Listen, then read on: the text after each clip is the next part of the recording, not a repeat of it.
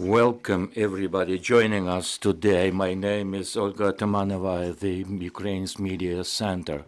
The 10th year of the war and 695th day since the aggressor invaded this country. I would like to thank dearly all the representatives of the world media about the Ukraine's heroic resistance. A brief take on what is going to happen today.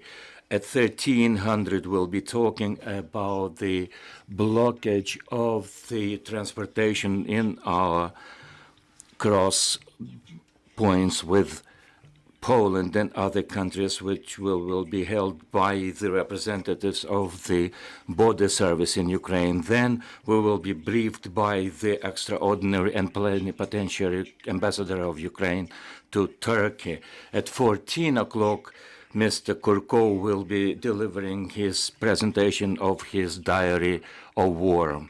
Currently, we will be talking about the prospects of Ukraine and NATO prospects for this year. We are joined by Natalya, Halibarenko, the head of Ukraine's mission to NATO. Ma'am, yesterday we were closely watching the proceedings of the first meeting of the Ukraine-NATO meeting. Let us talk about the conclusions of that meeting. Indeed, we saw the meeting at the level of the chiefs of staff. This is a launch of the new format that was agreed upon at the Vilnius summit. Those meetings are held at different levels, including ministers of foreign affairs, and now we have seen the meetings of the chiefs of staff.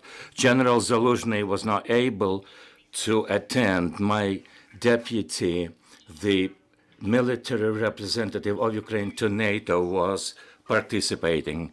The general informed the counterparts about the current situation at the battlefield, our plans.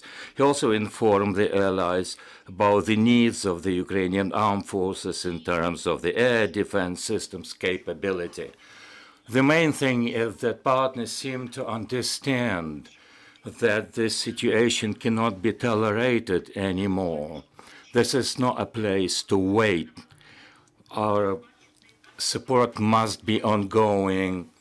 What I see is that this is part of the cooperation when the specific decisions will be placed. We are also planning the so-called Ramstein meeting, where the specific decisions will be made as far as the Ukrainian support is concerned. The meeting at the level of the ambassadors took place on the 10th of January. From what we can see, the topic was the air defense system bolstering. Were there any other conclusions after the meeting on the 10th of January? You're right. On the 10th of January, we focused on the air defense systems because the context was the 29th of December and 2nd of January missile attacks. The partners were briefed by the General Alishuk and the minister, his aides. And what we saw yesterday was the assessment of the battlefield situation and what the needs are in the specific areas of the front line. The format is that our counterparts were represented by the chiefs of general staffs, and for the presidents to agree on the former format, we must start with the specific agreements. This was why this meeting was so important. Am I understanding that correctly, that conditionally speaking, we have declared what the needs are to make sure that in the next Ramstein meeting, the practical decisions are made? Indeed so. At the beginning of the year and the beginning of the new political season of the NATO HQ, we thought it would make sense to inform them about the general situation at the front line. What we are seeing, they say, the weary of the Ukrainian situation. Yeah, this war is protracting, but that doesn't mean that the situation will be lost and we will lose. The counterparts understand that their contribution is very important. Let us focus on the current agreements, what kind of assistance we can wait for, and what are the specific steps that will be taken and what the important decisions will be. I have mentioned the steps to be taken. The meeting of the defense secretaries in the format of Ramstein. The Ramstein format implies the specific announcement of the deliveries of weaponry.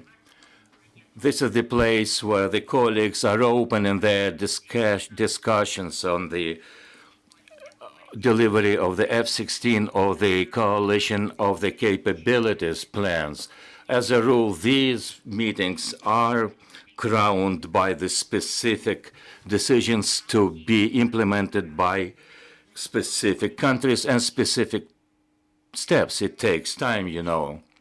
I would also like to talk to you about the Ukraine NATO Interparliamentary Council activity. What are the steps there? The forward movement is that parliamentary dimension is very important. What is my take on the added value of the parliamentary activities? The MPs traditionally are very advanced and revolutionary in their proposal. They move forward, they push their government to agree on specific steps to assist Ukraine. When we talk about the NATO Parliamentary Assembly, this is the place where Russia was designated as a terror state. This is where the alliance was called upon to provide a comprehensive support for Ukraine. This is where the power of the MPs are. Their parliamentary links and acquaintances provide for the impetus in changing the government policy. The parliamentary meeting will take place on the 22nd and 30th January here in Brussels, and of course, Ukrainian delegation will participate in that. I would like to open the floor for the questions. Dear Urchenko, Ukrinform, Madam Ambassador, you mentioned that at the Ukraine NATO meeting there was a general assessment. What is the partners' assessment? How different is this from what Ukraine sees is going on? Have we entered a dead street end? No, this is not the time to throw ashes upon our heads, as we might see in some media. At the headquarters, the mood is different. In the meeting that I have participated, I have seen quite an adequate appreciation of the situation. The general feeling is that perhaps the expectations of the counteroffensive were exaggerated. It's not the matter of steady moving forward and steady roll of success. We understand how strong the enemy is. The enemy should not be underestimated. The Russians are learning their lessons, and they are taking lessons from our armed forces. So in terms of quality and quantity, they will always have upper hand. But the technological advantage, the assistance from the West to wage the war in quality terms, not in quantity terms. This is the way forward. And our partners understand this. They adequately assess the situation. We know that these will be the long-term decisions. Another clarification. We are announcing a number of our needs. We talk about formats of different coalitions and different formats. Will you tell us what is the major format where the decisions are made to meet our desires and requests. We hear that something will happen in June, in January, in February, in March, but you see, we have such an urgent need. Such needs must be met today. All the decisions are agreed in the capital cities of the countries that are part of the Ramstein coalition.